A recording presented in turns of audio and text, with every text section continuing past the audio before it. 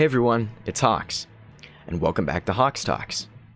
If you're new around here, make sure to check out the playlist linked in the card at the top right of your screen now to catch up on my prior reviews of earlier entries in the Dawn of the Clans arc. In that same playlist, you'll also find my thoughts on the newest book, River, if you're interested in that as well.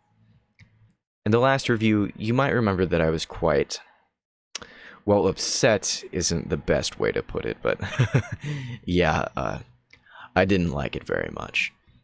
Thankfully, I don't think I'll ever have to read a book like A Forest Divided ever again for as long as I live, so at least there's something about it that I actually liked after all. Jokes and banter aside, though, I know what the title says, but I actually thought that this book was much better than the last. Path of Stars is a great book, it's just held back by the fact that it's the final one in the arc. If you haven't read Dawn of the Clans yet, don't worry. I'll let you know when we're going to be talking about the spoiler-heavy stuff, so that you can just skip ahead into the video when the time comes around. So, without further ado, let's get into it. First things first, this book has got a lot of slack to be picking up from the last one. Not only does it follow up on a cliffhanger, it also has to set the stage for the end of the arc. And all in all, I'd have to say that it did a pretty good job with that, all things considered. Especially with how little it has to go off of, even in spite of all the ground that it needed to cover. There were many times that I found reading it enjoyable, and individually, I'd honestly rank it as one of the better books in the series. But there was just too much about it that held it back. This book should not have been the one to end off the arc.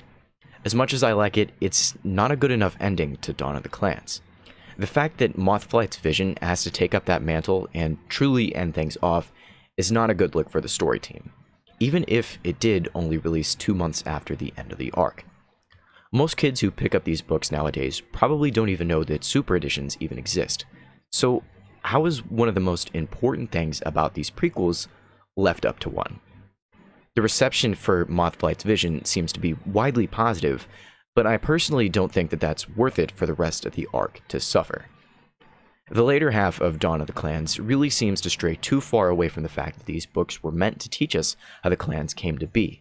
And because of the way they chose to take the Blazing Star and Forest Divided, and with how miserably they failed with those entries, this fact is all but forgotten until halfway into the last book, where they probably went, oh wait, these are supposed to be the prequels. The opening to this book, even with all this in mind, was still good, at least to me. But again, were it not for being the last book in the arc, I wouldn't think that this page time should have been spent on something else. So here's what I think they should have done. Even if the arc itself has been finished for almost 7 years at this point, I wish they would have just made the 4th and 5th book the same thing and cut out One Eye being a major villain.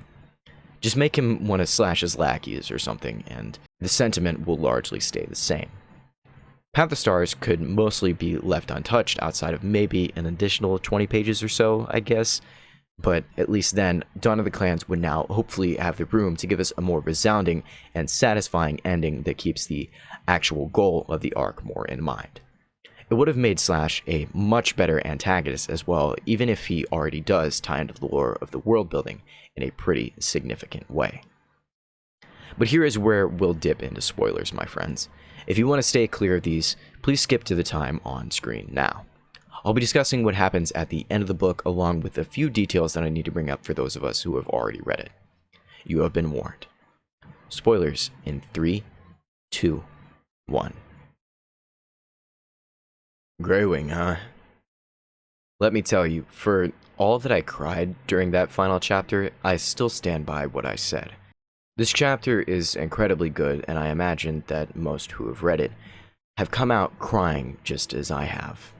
But they for real just kinda dumped that whole clan thing into what would otherwise be one of the best written scenes in Warriors. If only they gave this arc more time to realize itself again, maybe it wouldn't seem so out of place.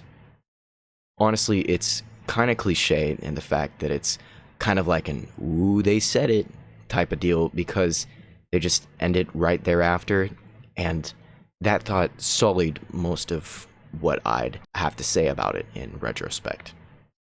Regardless, this was still very heartbreaking. Even without recency bias, I'd say that it was one of the best deaths in the series.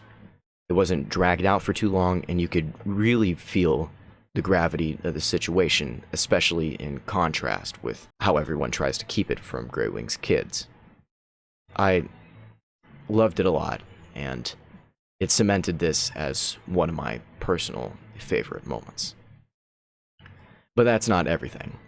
I think Thunder and Violet Dawn are very cute. I like seeing Thunder act so rash and abrasive because of her too. It fosters his immaturity in a lovable way that distracts from that being one of his biggest flaws as a character and makes him honestly way more relatable because of it. He really did just end up being a way better Lion Blaze though, now didn't he? And on that note, there's Clear Sky. It was refreshing to see him finally confront his feelings towards Thunder. He finally gets enough courage to affirm that he loves him after what he's gone through with his new litter of kits, but still, even with that in mind, it was realistic. Thunder has actual valid reasons to not like him, and Clear Sky understands that. He recognizes that fixing their relationship will take time, and though he still comes across as kind of sappy and self-loathing, it's genuine. This was the direction they should have taken this new Clear Sky to begin with if they wanted to show us realistic character progression and change. Why can't he just get some of that character development without making him feel like a stranger up until he's an entirely different person, though? I like that scene, and I like apathetic Clear Sky, but he's written as two different characters, and that, in my opinion, doesn't make him any good. In fact, he's definitely the weakest out of the three protagonists of this arc. If they'd given him the time he deserved without wasting it on being childish, we would have had an extremely good and fulfilling redemption arc. But instead, we got left with the result of that and not the foundations. I think Clear Sky really deserved better, even if I still kind of hate him. If you want to know what I really think about this book, trust me when I say it's honestly not that bad. Most of Path of Stars' failure is simply a result of that which came before it. It's an unsatisfying ending to a great start that couldn't keep up enough with itself until it was far too late. Plugging it into a tier list, I'd say that it sits at about a B. Special thanks to Otto on Twitter for this absolutely fantastic piece of fan art from my last video. You can find a link to their Twitter as well as a link to mine in the description of this video, and if you have any fan art of your own that you'd like to share with me, tag me in it on Twitter and I'll shout you out at the end of my next video as well. If you enjoyed this and want to hear more from me, I think you might like checking out some of the stuff on screen now. Don't forget to drop a like, comment, and subscribe with all post bell notifications first though. My name's Hawks, and I'll see you all next time. Later!